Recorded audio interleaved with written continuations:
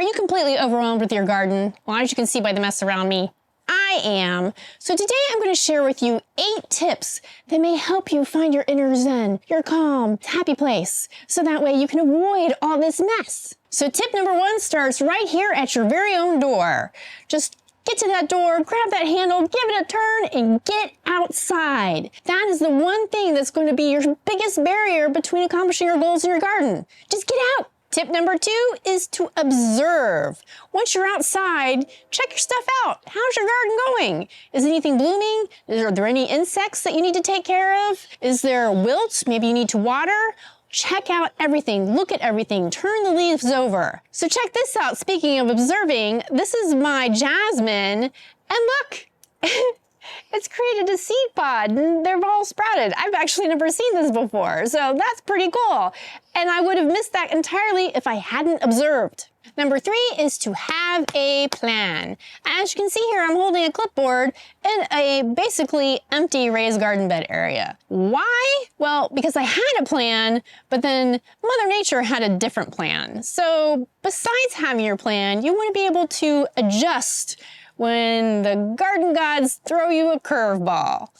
So in my plan now, I have entered a scenario similar as this. So that way I'm ready for when bad things happen for next year's plan. See?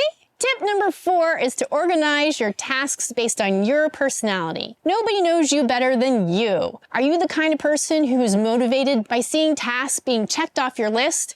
Then do the tasks that take the least amount of time first, and that momentum will keep you through to the ones that take a long amount of time. However, if you're the kind of person that really wants to tackle the hardest thing first, then do that first.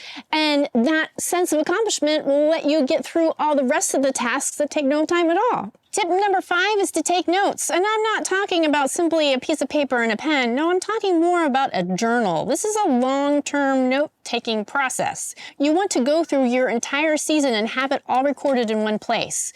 You want to know what kind of plants you planted, when you planted them, did you fertilize them, what kind of bugs attracted them, how great was their yield, did you plant enough of that plant, did you plant too many of those plants, did you absolutely hate what they tasted like? All this information is going to be super helpful for you to be more successful next year. Tip number 6 is to share and celebrate.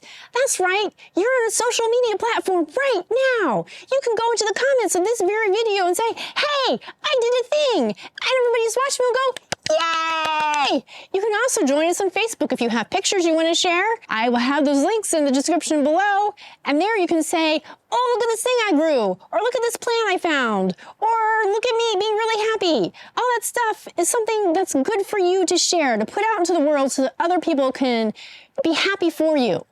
And that'll make you want to do more. Tip number 7 is to get support and inspiration. Join a local garden club. You can find those simply by searching online. Or go to Instagram.